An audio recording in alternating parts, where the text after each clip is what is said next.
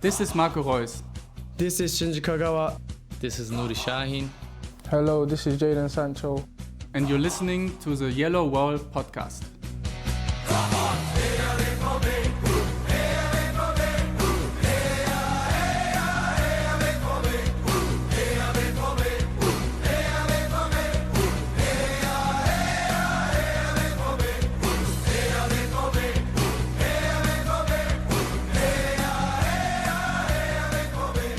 Hello and welcome to episode 474 of the Yellow Wall Pods. I'm Joshua from Butzko, and today we will talk about Borussia Dortmund making the UEFA Champions League semi-final with a 4-2 win against Atletico Madrid.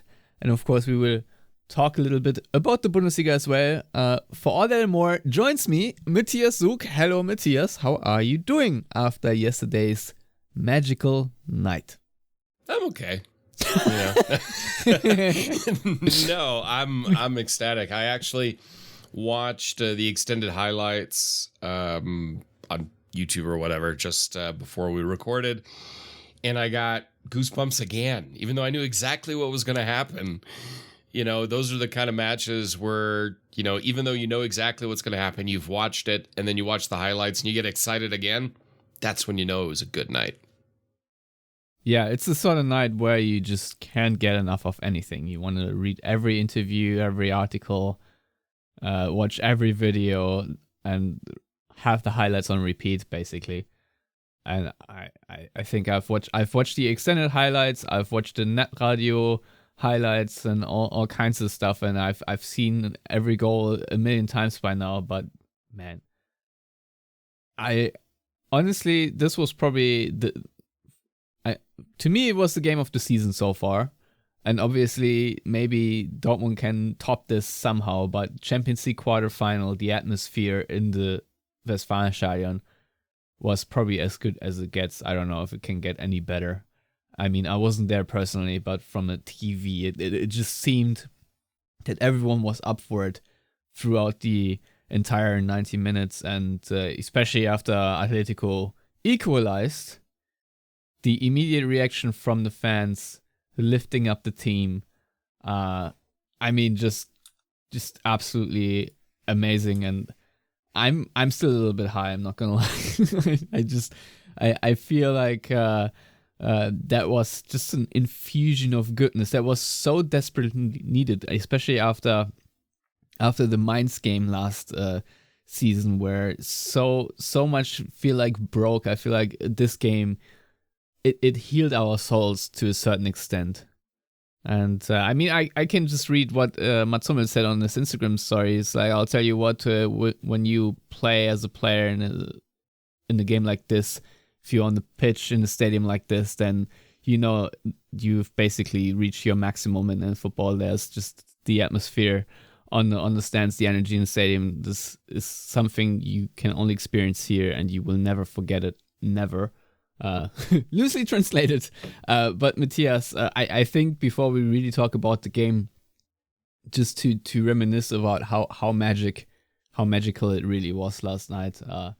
I was just blown away and a little bit jealous of everyone who got to experience it live in the stadium, especially the players themselves. I mean, that really must be living the dream, right? Oh, for sure. When you said match of the season before this, we said, it was the Bayern match. I would say Dortmund played better in the Bayern match than they even played last night, because you're also looking at a complete effort also defensively and so on. But as far as just atmosphere, emotion, belief, power, pace, yeah, it was definitely the match of the season. And unfortunately, I was watching it alone because it was the middle of the day here, so kids have school and all that stuff. But it was, the dogs were looking at me like the dude has completely lost the plot. And it was just raw emotion, even sitting in my office watching it. Whilst quote unquote working. Right. Right. Yeah. Anyway. Very busy. Very busy. No, it was amazing. The there are a lot of Champions League matches that, bring out a lot of emotion. Obviously, there were some correlation with the Malaga match, but that was totally different. This was, because it wasn't the last second that kind of made it. This was such a good match, such a good performance from Dortmund overall. And also after Correa with the equalizer, which was really frustrating. Both goals conceded from Dortmund were frustrating because, the Hummels own goal, that was just unlucky. And the Correa goal, I mean, everyone defended and blocked and threw themselves in the way. And then they got the luck of the bounce and put it in. But even then, when Atletico were ahead in the tie, I wasn't nervous about it, which was the weird thing. I was like, no, I mean, Dortmund can score at least one more goal. And you could sense it from the team. You could sense that through the TV from the stadium, that there was just this belief because of the way Dortmund were playing during the match that, we got this still. And that was awesome. I saw on Twitter, I forget who it was. I think it was Phil Bunny actually said this was old school Borussia Dortmund, and kind of referring back to the Klopp era of Borussia Dortmund, which we associate with so many wins and so much self-confidence, even though they never won the Champions League. And obviously we had a few disappointing results in cup competitions under Klopp. But there was just that feeling of power football around Dortmund that was just great to watch again. Yeah, absolutely. The energy on the field, to me, one of the indelible moments actually was right after the game. Just Marcel Sabitzer just completely flat on the ground, his face buried in the grass, and that was just really showing that everything he had, he left on that football field, and he obviously was the man of the match with a ginormous performance.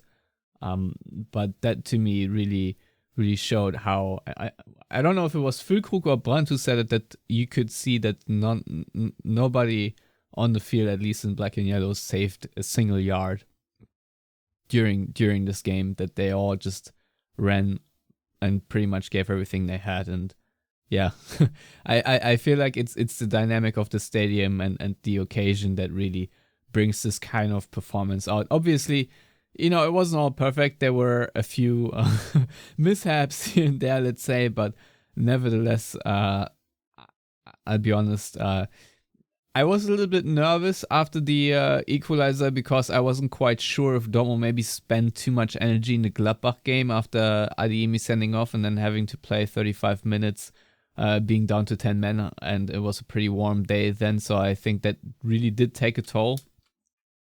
But that being said, I said right after the Atletico game where Dortmund in the first half didn't really look like they were even going to get a foot on the ground and were 2-0 down, and talk about frustrating goals. I think those two in the away leg were also super infuriating just because they almost felt like own goals. Because the way, the first one where Kobel passes it to Madsen, who's under pressure, and flicks it right to, I think it was the Paul. And in the second one, it was similar, where Hummels and Schlotterbeck have a double commit in defense and leave the entire goal wide open. But then in the last 30 minutes or so, it was all Dortmund, all over Atletico, and you could just feel that Atletico, I think, probably the oldest team left in the Champions League, just in terms of average age. You could just feel after 60 minutes they were spent, especially after such an aggressive start. So I was projecting that Atletico probably in the last 20 minutes or so would probably not have much to give either. And I think this was evident again in the return leg, that we saw that Dortmund, after they took the lead of the tie again, that they never really relented. And I don't, correct me if I'm wrong, really recall Atletico having another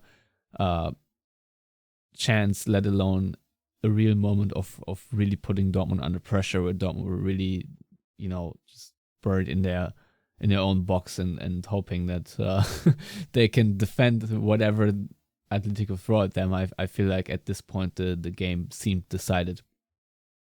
But yeah, I don't even know where to start. If you want to start at the beginning, chronologically, Matthias, and talk about this Sabitzer chance, be my guest. Yeah, I mean, that was a huge opportunity from Marcel Sabitzer. And then I think it wasn't even a minute later, Alvaro Morata had another huge opportunity. So those started to cancel each other out. You're like, okay, I could kind of see where maybe this game is going. And Dortmund just kept on putting on the pressure on Atletico at that point.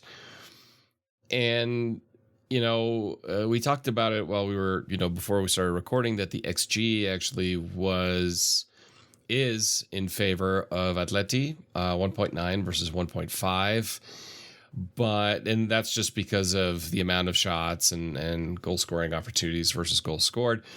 But the stat that I will then instead defer to is actually shot creating actions and goal creating actions. Dortmund had 36 shot creating actions and Atletico had 18.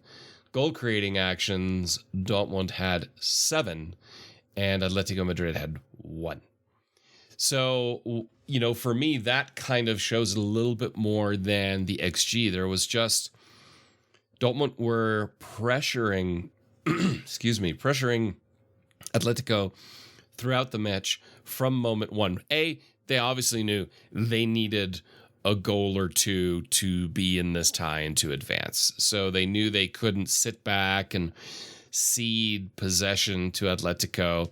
They knew Atletico was going to,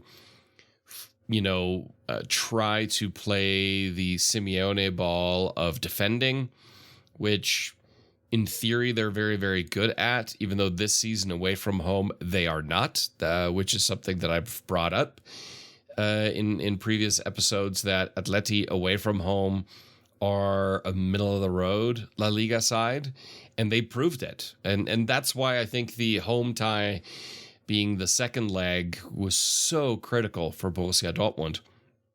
And I think we'll talk about that when we look ahead to Paris. But which is just a great thing to say. But it just, the flow of the match, and that's why it was good to look back at the highlights, because during the match you're so emotionally involved. I honestly forgot half of it because you're just in that emotional moment. But there was just opportunity after opportunity of Dortmund pushing forward. That was the nice thing to see. They were playing forward, but in a controlled fashion. It wasn't just counter-attacking. And they really held Atletico back. And then, of course, the signature Hummels pass with the outside of the boot to Julian Brandt, who then had very little trouble with Axel Witsel of Borussia Dortmund fame. Where we also kind of highlighted him as a weak point if you're going to go one-on-one with him in any type of pace. Now, granted, it wasn't like pace down the pitch. It was just a short turn, and Brandt dealt with him really, really easy. I would say Axel Witsel was probably the weakest player on the pitch for Atletico on the night, as far as defensive efforts and so on. Attacking-wise, Antoine Griezmann, I think, had a really bad match because I don't remember him doing anything at all. Did he even play every time? I thought Griezmann had the ball. It was actually DePaul. Yeah, no, he played full 90 minutes. He attempted 58 passes, but he did really nothing there. He had 0.8 expected, I think, assists. Great 80s perm, though. Yeah, but overall, you saw that goal go in. You're like, okay, now it's tied. And then not too long after that, of course, Madsen, who, can I just say, I really hope Dortmund can figure out a way to hold on to. Because, yeah, he makes mistakes. He proved that. He's still very young. He is in my opinion, clear upgrade over Rafa Guerreiro, because attacking-wise, he brings a lot. He brings way more pace. Defensively, he's not perfect. He's not I'd say a 100% solid defender, but he's a much better defender than Guerreiro ever was. And he has way more hustle and better attitude than Guerreiro ever had.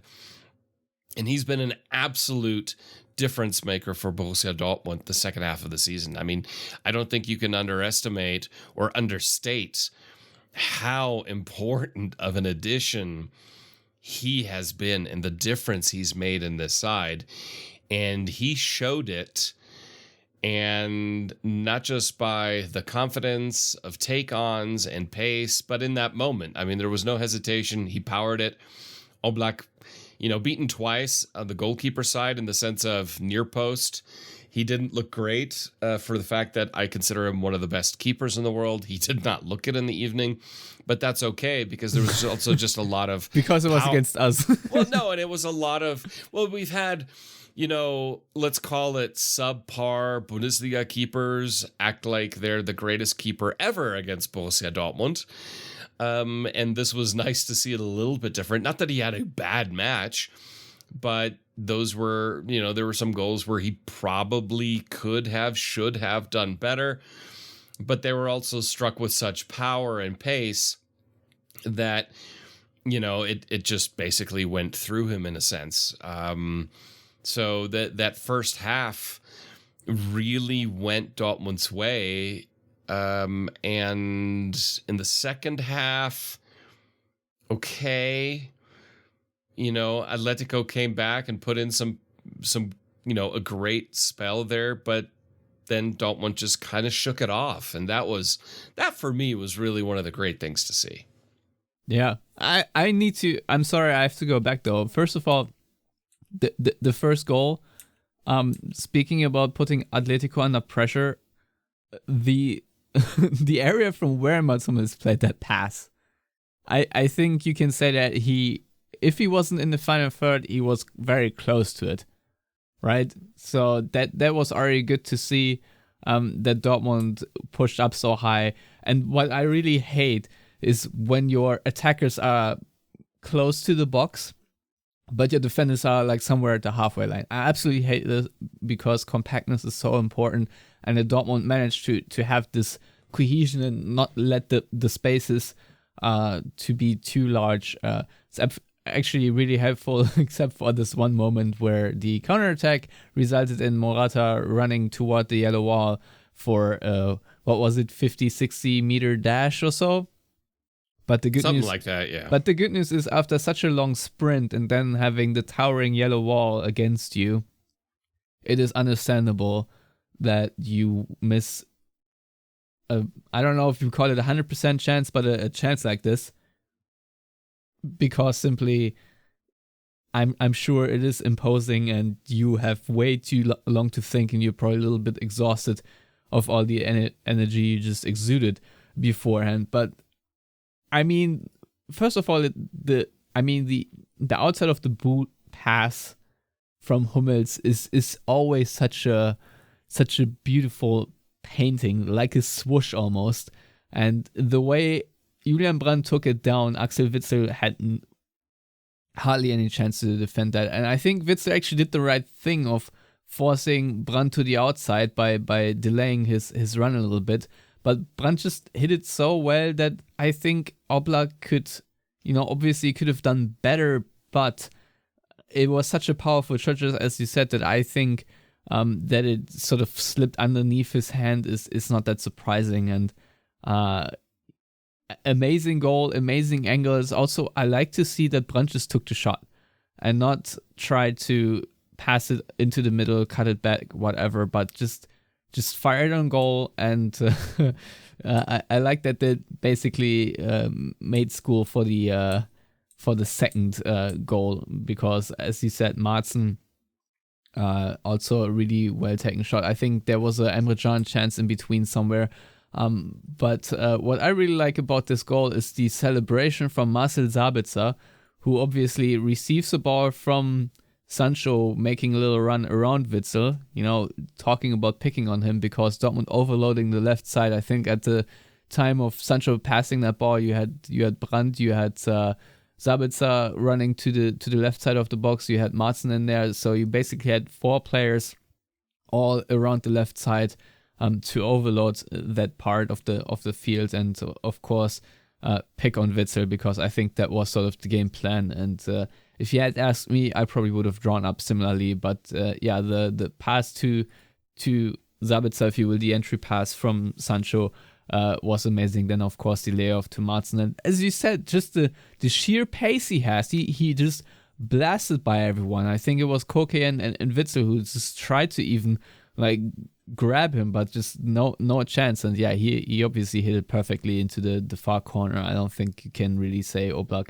had a poor shot, but yeah, then you can see how Sabitzer is running straight to Sancho to congratulate him on that pass who made that goal possible. So that to me was just really good to see, because we have not seen it in a while that Dortmund had such a crisp combination play in this half spaces and on an overloaded side like this, where everything sort of looked pre-planned, like you had automatism. And this is something that me personally made really happy and made me believe that this team can beat not just Atletico but other opponents as well, because it seemed finally there was a plan at hand and it was well executed, because these goals they more or less look more designed than just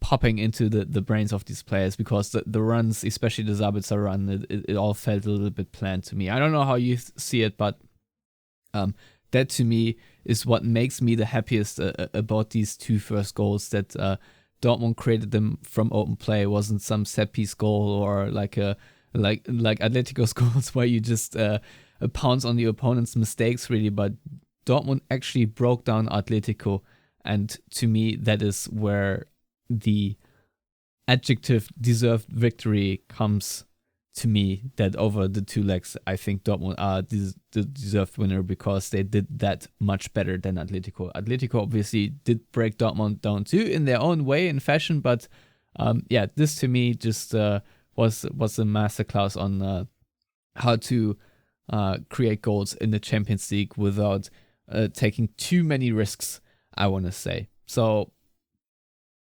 this is pretty much as well as you can do it, Matthias, and I must say I'm elated with that. But I'm a little bit surprised how quickly the second half turned on its head. I mean, we had obviously 3 changes by Atletico, but I feel like the momentum swung immediately right after the whistle. Do you think that's really just down to the changes Atletico made, or do you have any other explanation for that?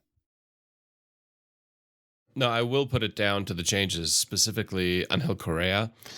It was, clear to see he was significantly harder for Hummels and Schlotterbeck to get a hold of, because Morata, you had kind of that standard, powerful, strong, big, not always super pacey center forward, whereas Correa is fast. I mean, oftentimes he'll play on the wing.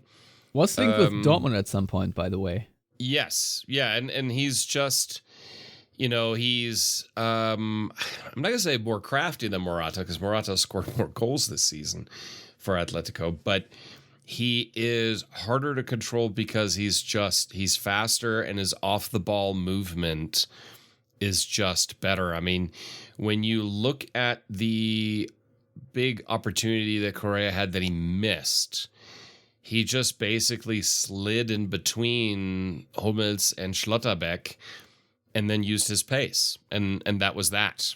He should have scored, but so should have Füllkrug in the second half as well. He should have had a second goal as well. So, and that really showed a huge difference. I mean, Correa put them under a lot of pressure, and those type of attackers are just harder for a lot of defenders to control. But Hummels obviously lacking pace, and even though he had a great lung-busting run at some point, I think he outran Griezmann for a ball, which was really cool to see. He didn't look elegant. He had a bit of a head start, but this was still good to see. But he didn't look elegant doing it. But he got there. So the Correa substitution was the clear difference maker. However, Dortmund then, after the Correa's goal, then and Dortmund turned back to controlling the match, then they also had Correa under control. And more importantly, they had his supply under control. I think that was the big issue. They didn't have to worry too much about supply to Morata initially, aside from that one just long hoof that he got on the end of. There wasn't really much there coming from players like Griezmann. When they shut down the supply in midfield and they kind of closed that down a little bit more, that's really when they just suffocated Atletico after that, because after Correa's goal, it was the Dortmund show after that for the rest of the match, and deservedly so. Yeah, it's crazy though, really, if you think about how many opportunities Atletico had to swing this match in their favor. I mean, you just talked about the Correa chance in the second half. I think it was a pass from Koke, where he just passed it like straight down the middle and he just turned around Schlotterbeck and was in on Kobel basically.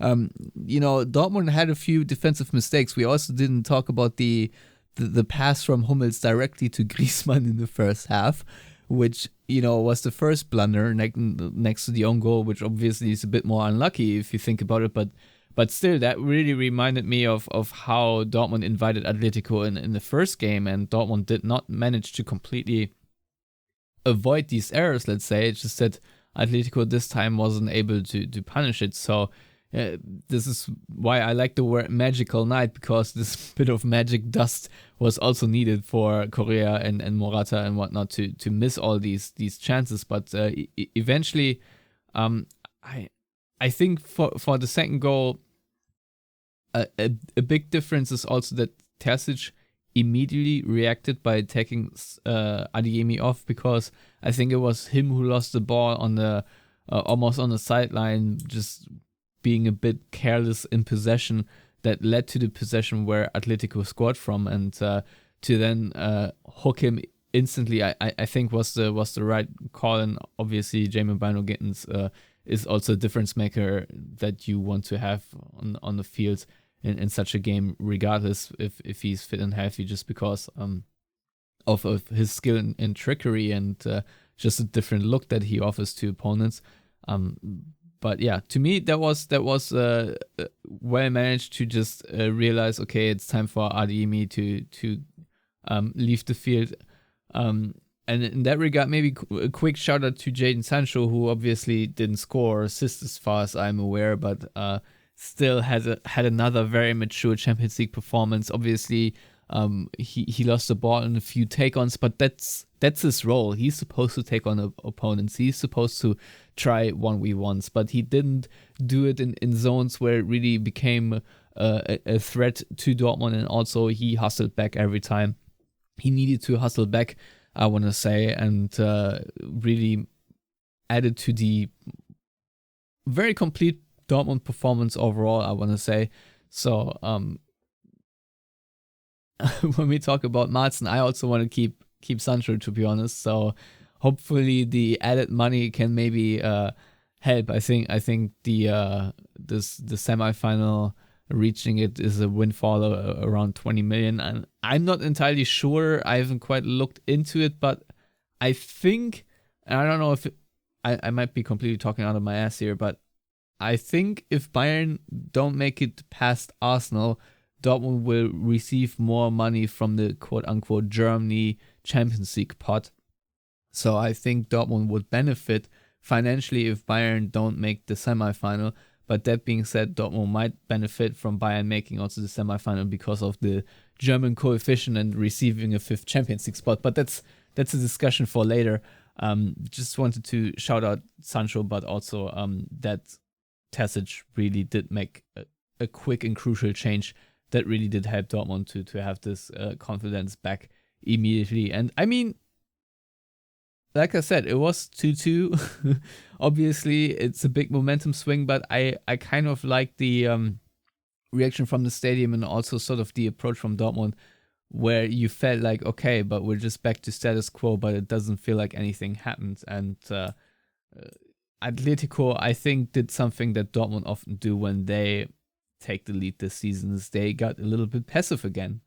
And I don't know if it's because Atletico don't have the energy anymore to really be that forceful. But that to me was quite interesting. And if you're Atletico, I think something you might be a bit mad about, because you probably want to push on more for the dagger and sort of be carried by the momentum you've just created for yourself instead of falling back a little. But I feel like in the Champions League, this is often how it goes, that once you've managed the lead, you are a bit more cautious and try to fortify in the back. I don't know how you saw it, but Matthias, that swing right after Atletico equalized was quite significant, and I think is what really made it so special for Dortmund fans, because of the roller coaster of emotions, but also the instant swing again. Well, yeah, I mean, we're going to talk a little bit about Adeyemi here later on, but I agree. I mean, Sancho had a great match. Dortmund had 15 attempted take-ons, 9 of which were from Jadon Sancho. Adeyemi had 1. And that's, I mean... Did they count the chance that he created for Sabitzer as a take-on, or was he so quick past I don't know. the defender that it doesn't even count? Because to me that was probably his best moment, came right in the first or whatever, second, third minute. Yeah. I mean, Adeyemi had as many take-ons as Emre Can. But Emre Can was more successful. I'm just shout out Emre Can didn't overdo it. No, because every time he tries to dribble, I don't need Emre Can taking on players. He's now holding 6 clearly, and yes, he just needs to do the right thing solidly and not try to have, like, although the pass obviously to Brandt to create the 4th goal was really nice as well, but did not really overdo it. So quick shout out to him too. Yeah, I mean, he's now filling in that slot, not doing too much. It frees up Marcel Sabitzer, which obviously in the last few weeks, and specifically, he's had a really good week. It's been the Sabitzer week. It's been the Sabitzer week. And have you ever scored a penalty that wasn't given? I have not. So no, I personally have not. The funny thing is, when after these matches, Kicker always does a roundup of international press. And according to the Austrian media, it was Marcel Sabitzer beating Atletico. Which is just kind of funny. It's not entirely wrong. It amuses me. It amuses me. And even the English media talked a lot about Sabitzer because he was the flop of Manchester United. Sabitzer. I'll be honest, the flop might not be the players, and maybe it's the club. As Jadon Sancho would attest to. No, and the other one, obviously, then when you talked about making strategic decisions in the 86th minute to take Sancho off and bring on Zaliotchan, who just, shut things down after that. And then you had that, but without like saying, okay, we're going to put 5 people in defense and pull everybody back. They still kind of kept their general shape. They just slotted into a little bit more of, you basically, your double pivot is more defensively minded, and then Sabitzer would push up a little bit more, and Brandt would then slide out to the wing, and then you brought in Reus. So very good match plan, very good match management from Edin Terzic, who gets attacked a lot. Sometimes justified, sometimes completely unjustified, and we do have to acknowledge that he definitely got things right in this match. Whereas I still was critical of the fact that he didn't take Adeyemi off at halftime against Gladbach. We all were. We all were. I mean, it was just there. You knew it. It was like, you got to take him off. But in this case, he played everything just right. And, he's kind of like, okay, we'll take Adeyemi off now. And Bino Gittens, who didn't do a ton, but he did enough in his time in there, and he just kind of stabilized things. And that was really what Dortmund needed in that case, because your hot hands were more Sancho, Julian Brandt, Sabitzer, and Füllkrug. So you didn't really need that. You needed a little bit balance and stability, and you definitely got that. Yeah, a little bit of nice time wasting at the end. I think he had a nice deflected shot. And obviously, he also, he bound, whether it was Aspilicueta or someone else, he is someone you need to account for. And I mean, if you look at the goal from Füllkrug, he really draws the fullback away from the Sabitzer run, who once again in behind Witzel, which to me is once again interesting. What a gulf of space there was. I mean, the positioning from Atletico absolutely atrocious for a team that basically has done everything they need and just need to defend. I'm not entirely sure what a hellish shape that was, but the Sabitzer run was obviously great. But on CBS, Thierry Henry had a lot of praise for Füllkrug because he said it was sort of a Drogba-esque run where Füllkrug basically at first ran to the second post in behind the defender, and then he made the cut in front of the defender, and he said by the time you see him, you also see him celebrating, and it's really hard to defend, and obviously you can't place the header any better. And shout out to Niklas Füllkrug, who has, I don't know how many matches he was scoreless in, maybe 9 or so. 9. Yeah. Yep. Something ridiculous. So to have such a nice cross and such a nice goal, that to me was just a really nice moment for him, because obviously Niklas Füllkrug is not a player who would be an elite striker anywhere in Europe, but for him personally, it's such a nice moment. I think he said himself that knowing his story, reaching a Champions League semi-final is obviously incredible, and really happy for the guy that he, after also having to take a lot of criticism and basically losing his place in the starting 11 due to the poor performance, still managed to turn this around, which I guess the bad luck that Sebastian Aller once again had after picking up another ankle injury against Gladbach, thanks to a tackle from Nico Elvedi. But that was such a nicely created goal, and I feel like the fourth goal, obviously, we've just talked about the Emre Can pass to Julian Brandt. And I don't know if Füllkrug got an assist for this, or if it was just the clearance that Sabitzer picked up, but also his weaker foot shooting through like 8 opponents, and Oblak once again not really getting to it, but so much power on the ball. I always thought when he was still at Leipzig that when Sabitzer is allowed to take a shot just within the box, and he has a bit of space, it's deadly just because of his shooting technique. And we saw it again. If this is your weaker foot, and the amount of power and precision he created there, just amazing. And obviously everything came together that this sort of ball just pops into the net.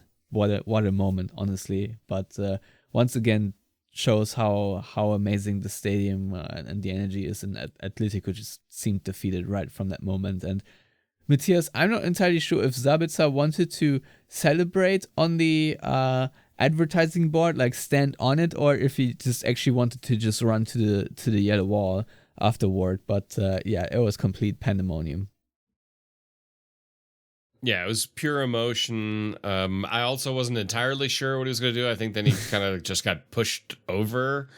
But it was great. I mean, you love when players that haven't been there that long, immediately recognize one of the core aspects of what makes Borussia Dortmund, and that is, of course, the fans, and then the Südtribüne. So it was just that complete elation from everybody, which was great. I mean, it was, again, Dortmund overpowering Atletico Madrid at that point. I mean, and it should have been 5, maybe even 6 goals, because after that, Füllkrug was through, and Oblak with a great save, and then Oblak had another great save against a slightly deflected shot from Sabitzer. So it was just all Dortmund at that point. They were in control. There was no doubt anymore. And you could just sense. You could sense it from Simeone. You could sense it from the players that it was like, we're beaten again in Dortmund. Because it wouldn't be the first time that Atletico has conceded 4 goals in Dortmund against Borussia Dortmund. So Funny enough, Axel Witsel scored then. Yeah, ironically. So it was, at that point they were just overrunning them like in the good old club days, in complete dominant swarming fashion, and you just felt it. The one thing, like you said when you said everything seemed planned, all the runs, moves, the automatisms were on fire. I'm very happy. I can't tell you how happy I am. But it looked, we have given Terzic a lot of criticism, but maybe it was the matchup. Maybe Atletico was just the right opponent with the right weaknesses for Dortmund exploit. I don't know, but at least in this game, Dortmund managed to look like Dortmund. As you said, Phil Bonney said that had vibes of 2013. I wouldn't go that far because I think that team was well more polished and obviously played much better. And Real Madrid in that game, for example, had far fewer opportunities than Atletico.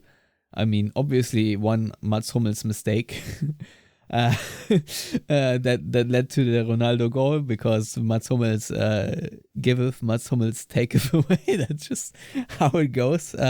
It's nothing new, unfortunately, but nevertheless, I don't know about you, but to me, this is going to be one of those games you will always remember. I had, as a kid, VHS taped game from Dortmund's win against La Coruña. I think it was a 3-1 or 2-1 victory with a very late Ricken goal.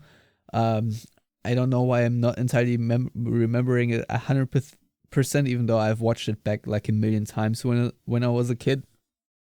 Obviously, Malaga and a few magical nights against Real Madrid too. But I feel like when it comes to Dortmund's saga against Spanish teams, I feel like this one adds right into that, just because even if Atletico is not playing their best season, it's still Atletico Madrid. They're a huge opponent and not easily beaten, especially not in the Champions League. So for the tie to end 5-4 on aggregate is actually crazy to me, but nevertheless, to me a historic game. And I mean, it was only the 4th time Dortmund reached the Champions League semi-final, and it's just a moment to really enjoy, because it's been not the best season. We've just had to watch Bayer Leverkusen win the Bundesliga right after Dortmund lost it in the most heartbreaking fashion. So to have that relief and these emotions was just truly special. And I wonder now, Matthias, obviously we do play against Leverkusen on Sunday, who we hopefully still think are too drunk from that. But I mean, Dortmund themselves might be a little bit drunk from that too, considering if you've seen the scenes from Dortmund's locker room, just how they celebrated. It's just such a meaningful win. Now, my question is, do you think this does something really positive to the team, where everyone stays locked in a little bit more, because they are not just fighting for the Champions League qualification, but also are eyeing a Champions League semi-final, which obviously is a massive, massive game. Now, one caveat I personally have is that it's against PSG, and PSG are owned by a nation state, and that sort of takes away some of the excitement, because I just hate the fact that Qatar can just bankroll a whole team and spend crazy amounts of money to create such a sporting advantage that, to me, it's cheating, quite honestly. So that makes it a little bit annoying, but to be honest, it's still obviously going to be a great game for the players and something they are really going to be excited about. Do you think this is going to be something that really helps Dortmund in the next games, also against Leverkusen and Leipzig, to have this mental, I don't know, let's call it locked inness, or do you think that it actually takes away from the focus in the Bundesliga just because Dortmund are as Germans say, dancing on 2 weddings now? or continue to dance on two weddings. Yeah, I mean, I don't know about that. I don't think it'll detract from attention to the Bundesliga simply because, well, I mean, granted, if Bayern win today in advance, I think that locks in the 5th spot, if I'm not mistaken. I have no idea. Or then Manchester City, if they lose. Either way, I mean, there's a very good chance. It's very complicated because also I think weird. Aston Villa play in the Conference League. There are like too many moving parts for me to know. You can't bank on that, so you need that top 4 finish.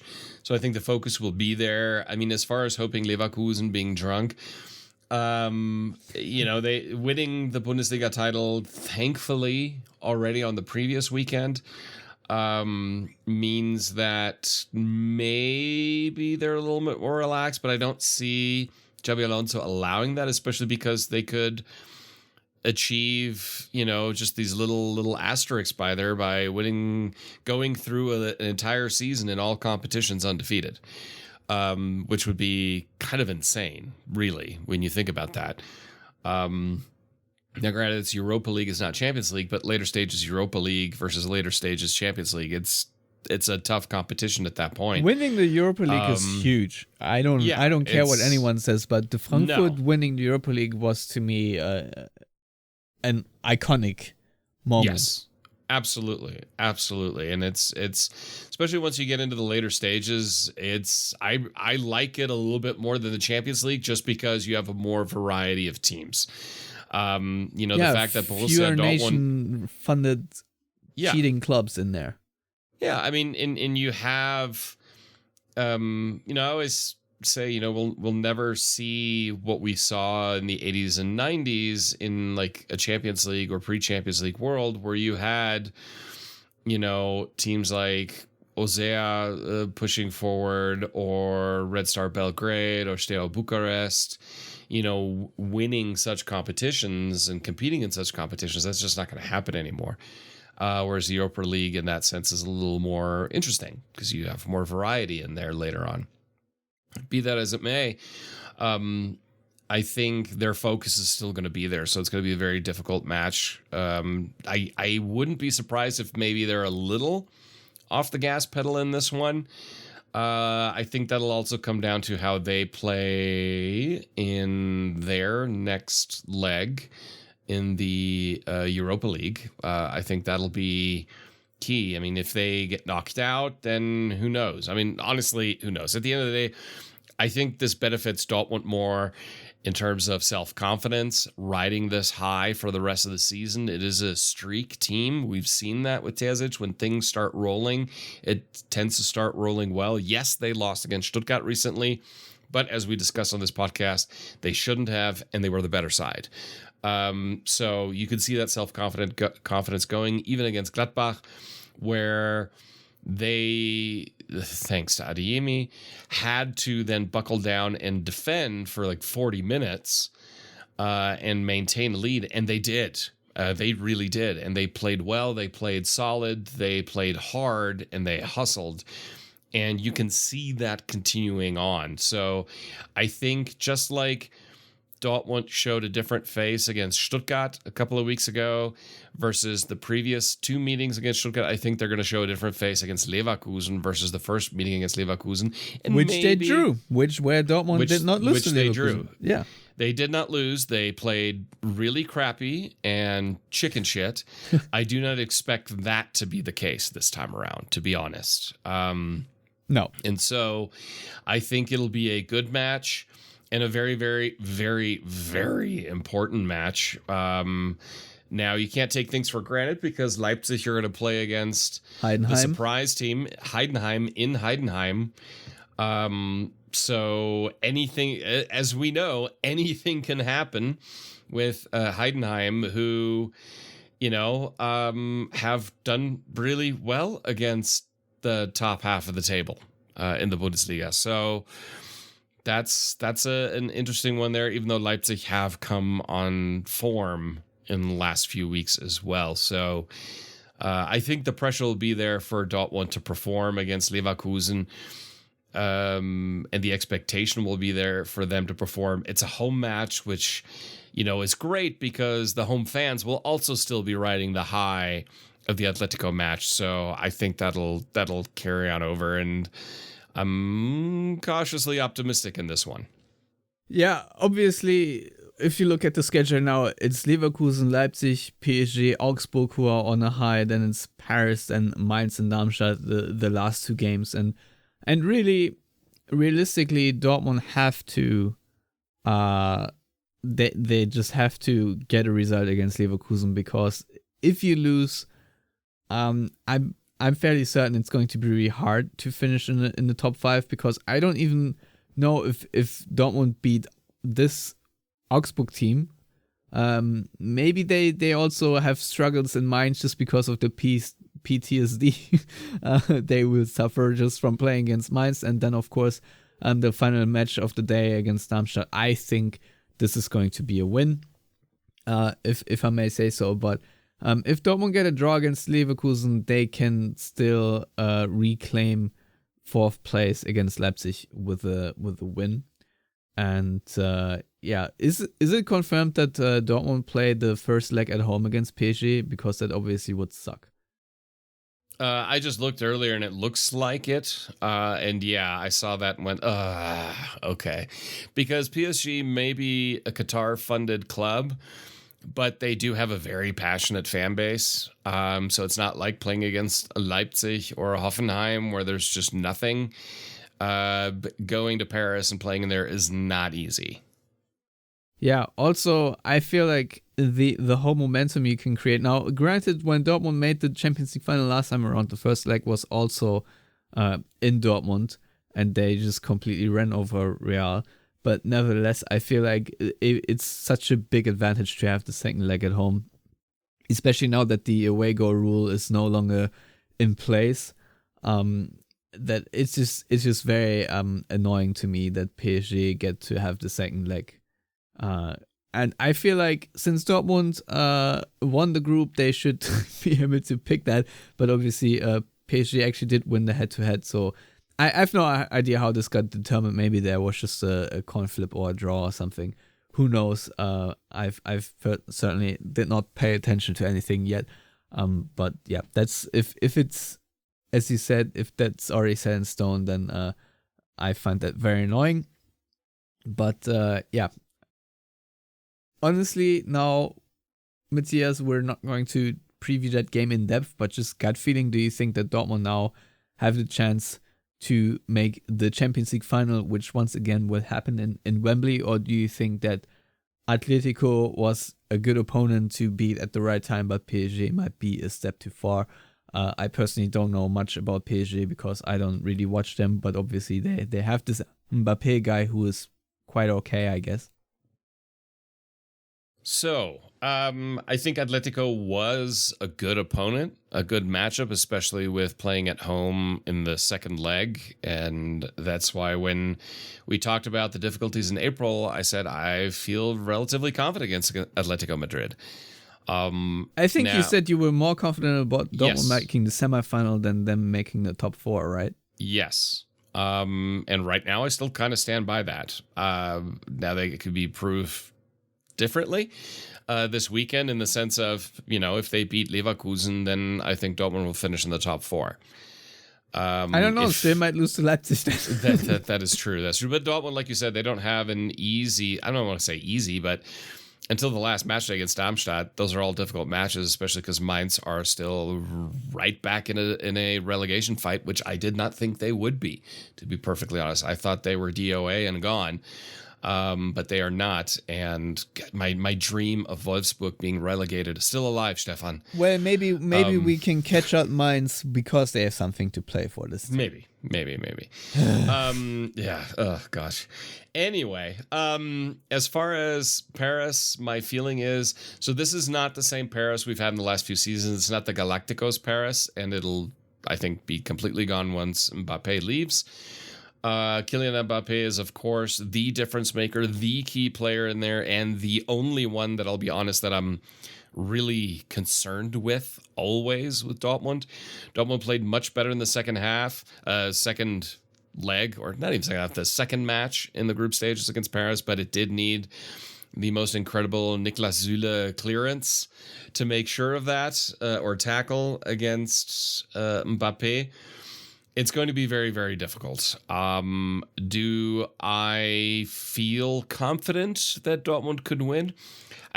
I'll be honest, it'll be a surprise if they win. However, it won't be a shock, if that makes sense.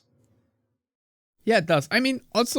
Obviously we also have we have Ousmane Dembele returning to Dortmund once again as well, who I think can also always be very dangerous. But I'll just say this: I feel like at the Champions League semi-final, and the way Dortmund have played under Terzic in the Champions League overall. Remember when they made things really difficult for Manchester City a few seasons ago? Where obviously Jude Bellingham had this disallowed goal, if not two. I can't even remember, but I feel like Dortmund should have had way more goals than they did in this tie, and came fairly close. I feel like Dortmund have obviously maybe chances are 70-30 or whatever, but I feel like at this level and what Dortmund have shown in the Champions League, they might beat PSG over two legs. Am I the big believer here? Also no, but there's some magic in this team, and we have a lot of good players. You know, it is the Champions League semifinal. No one is there by chance anymore. And I feel like Dortmund have managed to, just as so often under Terzic, come together as a team very late in the season, and I think we're absolutely peaking right now. The Gladbach game, and I'm far enough removed now to go on the big Adeyemi rant or general rant about the set piece goal that Dortmund also conceded, because overall it was, I don't want to say such an easy victory, but Gladbach were pretty poor and Dortmund really exposed them for the most part until, of course, Adeyemi did Gladbach a favor and swung the match around a little bit. But nevertheless, even that, it felt like for the most part it was going to be an easy victory, and Dortmund were playing much better than Gladbach and really exploiting Gladbach's weaknesses. And they also played really well against Stuttgart, even though they did not get a result out of that game. And of course, not the Atletico match. Always with a grain of salt that there are errors, own goals. These things all tend to happen, but I'm pretty sure PSG aren't completely flawless either. I mean, they did beat Barcelona, who are not peak Barcelona either, and it was a 4-6 on aggregate as well. So yeah, I think this tie can be chaotic too, and I don't know. Never say never in football, and maybe we'll have a rematch of Dortmund Bayern. Maybe we'll have finally a nation state funded exclusive Champions League final with Man City and PSG. Oh, how beautiful that would be. The football romantic in me just can't get enough of such stories. But yeah, let's focus for now, I think, on the Leverkusen game, which I think is more than enough, because I think Bayer Leverkusen really wants to hold on that unbeaten record for sure. And obviously they are a much better team than Atletico are right now. So I'm really intrigued in how Dortmund approach this game and how they make sure that Bayer Leverkusen just doesn't pass them to shreds in this game. I honestly don't know how Dortmund are going to take it to Leverkusen, if they're going to press high, if they're going to sit back. Really interesting. Now, Matthias, I personally hope that Daniel Malen will be healthy again for the Leverkusen game, because it was a bit of a surprise injury that he had to sort of not like the news broke on match day, saying that he didn't really travel with the team to the hotel. So my hope is that he's back, because Adeyemi, of course, is out. And I think there needs to be some rotation. I think Marco Reus needs to play, and just a few fresh legs. I do believe it really helps Dortmund that this game is on Sunday. But yeah, I still would make a few changes. I don't know if I would play Hummels or Süle. Difficult decisions for Terzic to make.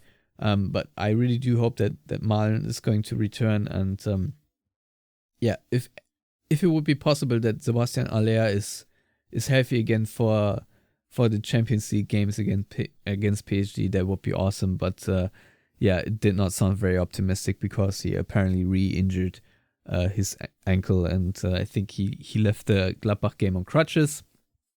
All that. So, yeah, really interesting times though, Matthias. No? I feel like especially this Leverkusen game will really show Dortmund once again where they really are. Yeah, it's, I watched the Leverkusen match against Bremen, and good Lord, they are just so good. They are so good.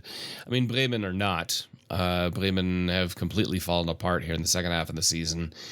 And they obviously had to deal with that weird soap opera with Naby Keita. Oh, God. But Leverkusen and Florian Wirtz and Granit Xhaka, I mean, they just absolutely destroyed them. And what's interesting is when playing for Xabi Alonso, Jonathan Tah looks like a really good defender. When Jonathan Tah plays for Germany, he looks like Jonathan Tah. Radetzky is still Radetzky, but he doesn't hardly have to do anything because Leverkusen are almost never under pressure. It's so annoying in a way that we've seen these Leverkusen players, and I mean, obviously they have a few new players, but it just goes to show that coaching makes a huge difference in football. That, like, a big part of this core was battling relegation like a year ago, and now they are undefeated and will win the Bundesliga by 8 million points. Just ridiculous. Just ridiculous. I need the old Jonathan Tah and Radetzky to show up on Sunday. Just for all time's sakes, please just for a few moments here and there. As far as squad rotation, I agree. I would probably, start Jamie Bino Gittens. And if Daniel Mahlen if he's fit enough to play, you either start him or he's your rotation with Jadon Sancho, and you start a Marco Reus instead of Julian Brandt, just for that sake of freshness. And defensively, I don't know how much that Atletico match took out of Hummels, that you maybe go, okay, let's play Niklas Süle here against Leverkusen, because Süle, he did well against Gladbach. I mean, like you said, Gladbach really didn't pose any issues for Dortmund until the sending off. A couple of notes there, though, they scored a goal from a corner. The blame for that goal conceded I put on Julian Brandt, because he really didn't track Wöber. He just didn't. He got blocked off, but pretty easily. And then when you think back to the Hummels own goal, I call it zonal non-marking. Yeah, the own goal against Atletico, the man who was so open for the header once again was let run by Julian Brandt. Who was just standing there watching. He was just watching him. And so, that's something that needs to be addressed and tightened up. Now, I give Julian Brandt some leeway just because what he does on the other end makes up for it.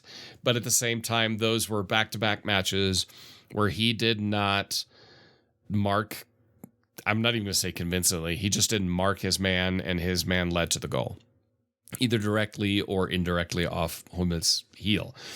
So that's something that needs to be tightened, because overall Dortmund's been really good in set-piece defending. Over the last two seasons, that really hasn't been the woeful bane of their existence as it had been in previous seasons. So they had tightened that up, and it was kind of a shame to watch it in back-to-back matches that the same player kind of let it happen. So hopefully they'll tighten that one up. I don't know off the top of my head how good Leverkusen are in terms of set pieces, because they just don't really need them to be able to achieve what they've achieved. I think they're really good. I think for them It's a weapon this time around after it wasn't one in a billion years. Yeah, and you have someone like Granit Xhaka, who I would try to get under his skin as early as possible. I love Granit Xhaka. I think he's awesome. And he scored an incredible goal from distance against Bremen. But if you can wind him up, he can be that. We'll just send Emre Can to do that, and we'll get a double sending off. Exactly. Yeah, exactly. Even though I don't foresee Emre Can being the one being sent off, to be honest. He's matured a lot over the last couple of seasons. That being said, you've got to control Florian Wirtz. That's if you let him go, he will score a hat trick against you.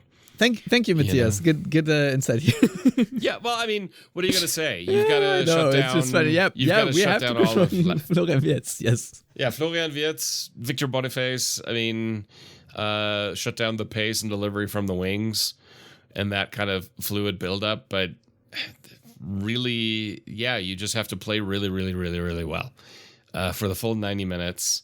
And not screw up, and then use your chances. Be as effective against Leverkusen as you were against Atletico, and not as wasteful as you were against Stuttgart. And then I think Dortmund can come away with at least a point, which puts them in a position that against Leipzig, they can do some damage. That's the absolute must-win against Leipzig. But it'll be interesting because they'll know how Leipzig played against Heidenheim. And maybe that'll just push them on that little bit further. But, I don't think players care that much unless it's like, oh, we won the title because that team lost. Okay, that's maybe a little bit different. But when nothing's really decided yet, it's more of a, okay, interesting to note. Now let's get it done. Yeah, I'm really hoping that Heidenheim can get another great result because they are certainly a team that can beat much better opponents. Dortmund have felt it this season twice. Bayern Munich have felt it. And it would be nice if Inform Leipzig suffer a little bit of their inform status with a nice wobble in Heidenheim. I think that's it for today. Unless you have anything to say. I do. Okay. I do have something to say because I said I wanted to talk a little bit at Adeyemi. And I decided to look up Adeyemi versus Nico Schlotterbeck statistically.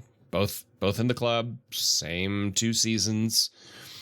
Schlotterbeck has played 79 matches across all competitions, and Adeyemi 60. Adeyemi had a longer injury pause in there because for me, Adeyemi, when he's on, he's great, but to me, he's got attitude problems. And we talk about that in past with players like Gio Reyna, who, by the way, I don't miss 1 second at all, ever. And I don't care that he's not there. And he's also not playing for Nottingham Forest, by the way, so maybe it's not Dortmund and Terzic. I don't miss Rafael Guerrero for the same reasons. And the younger version of Jadon Sancho that would also have attitude problems, which he has not shown at all now at Dortmund this time around. Adeyemi has massive attitude issues that fall into ill discipline. It's not just slumping of shoulders like Reyna or Guerrero or Sancho would do in the past. It's acting out in ways that are harmful to the team. And he showed it against Gladbach. 2 stupid bookings. The first one was even dumber than the second one. I do put some blame at Terzic that he didn't take him off at halftime. He should have. Everyone saw it, but he decided not to. It also didn't help that Jamie Bino-Gittens took a knock, and so he made a swap just before then. Otherwise, maybe that would have been the swap to take off Adeyemi. Be that as it may. Over the 16 matches that Adeyemi didn't have that Sancho had a stomach bug. Correct. Yeah. Over the 16 matches that Sancho has played over the last 2 seasons, he has been booked 14 times and has had 2 red cards. One was this, double booking, and another one was straight not Sancho. Red. Adeyemi, yes. Nico Schlotterbeck has played 79 times. He's had 8 bookings. As a 8 center bookings back. As a center back, as someone who's constantly under pressure defensively. Who has also been known for reckless tackles, even though I don't see those much anymore, versus Adeyemi was booked 14 times with 2 sending offs. Interestingly, when I looked at the stats, I didn't notice this before, both players had the same amount of assists in 8. Schlotterbeck then 6 goals, and obviously Adeyemi with 14, 6 of those coming in the Bundesliga, and most of those coming in the second half of last season. So it's just been interesting looking at those 2 that Adeyemi has to get his head straight, or to be perfectly honest, and I'm maybe more brutal than some other people, if he can't get his head straight, I don't think he's an asset for Borussia Dortmund moving forward. Especially if Dortmund can somehow figure out a way to keep hold of Sancho, who's only 2 years younger. I always think like Sancho's 30 years old, but he's only 24. I'll have Sancho in the side, and then Jamie Bino Gittins, and if you can keep Daniel Mahlen, and then you still have a young Duranville back there. I don't necessarily think you need to keep Adeyemi at that point when he continues to make boneheaded decisions that put Dortmund and his teammates at risk of losing matches. I don't mind players taking risks. I mind it if it hurts the team in a clear, petulant, selfish manner. And that is what Adeyemi displays far too often for my liking. Yeah, against Gladbach for sure he was just angry with, I don't know why he was even that angry, to be honest. Dortmund were up at that point, especially when the first yellow card happened, where he just sort of rugby tackled someone for no reason. It wasn't even that impactful on the play. Like, I just don't understand why he did it. And yes, the second yellow may be a little bit clever by the attacker of making sure, I think he clipped his own leg. Bit of a dive maybe even, but nevertheless, Adeyemi just way too careless in that situation. And I'll be honest, I don't know if I want to go this far. Of selling Adeyemi, I certainly get where you're coming from, but his speed is such a weapon. It's especially, I agree. Especially in high profile games where these natural attributes, let's say, can make a difference. We saw it especially against the Bayern match, where this raw pace just makes a difference. That I don't know. If I want to say I'm willing to take the good with the bad, but obviously he's still so young, and he hopefully will snap out of it. And on the flip side, what I like about Adeyemi is when he got here, I want to say his defensive instincts were already better than when Daniel Mahlen came here, and I think Daniel Mahlen arrived in Dortmund when he was 27. By now, Daniel Mahlen is also a good enough defender for his position, just like Jadon Sancho is. But Adeyemi is also someone who hustles back and who, a bit maybe like Kimmich, sometimes uses the aggression, the fire in his belly to his advantage, and sometimes he just completely annoys opponents and gets yellow cards out of them. So to me, there are two sides. There are two wolves inside of Karim Adeyemi. But I think sometimes it really helps Dortmund the way Karim Adeyemi is, but against Gladbach it really did hurt him. And as you said, I think his attitude is an issue that he needs to keep control of. My hope is that maybe another season will do him a world of good in that regard. Mine too.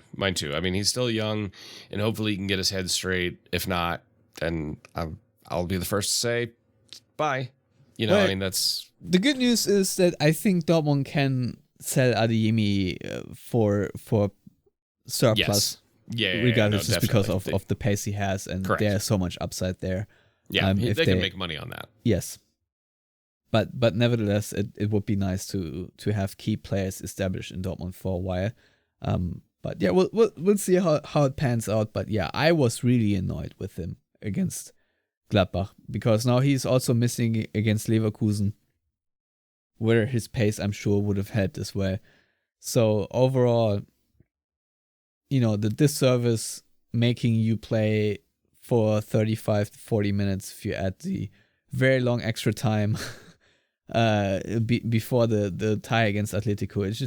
It just had my blood boiling. So I'm really glad that Dortmund managed to get past Atletico, especially after the equalizer. I felt that maybe Dortmund looked a little fatigued, but luckily Atletico were even more fatigued right after. Be that as it may, Matthias, I think now it's time to end the show. Thank you for the little comparison, but it is shocking also the attacking output that Schlotterbeck has. I don't know if that makes Schlotterbeck just really good, or if Adeyemi just needs to add more to his game. numbers wise. Time will tell. Yeah, time will tell. Anyway, everyone out there, enjoy this victory, carry it in your hearts, and let it carry you through the week. And we shall be back with another episode reviewing the Leverkusen game soon, and then previewing the Leipzig game. And yeah, a lot of fake teams ahead of Dortmund right now, but we'll make our way back up. We'll see how it goes. But until then, as always, thank you for listening, and goodbye.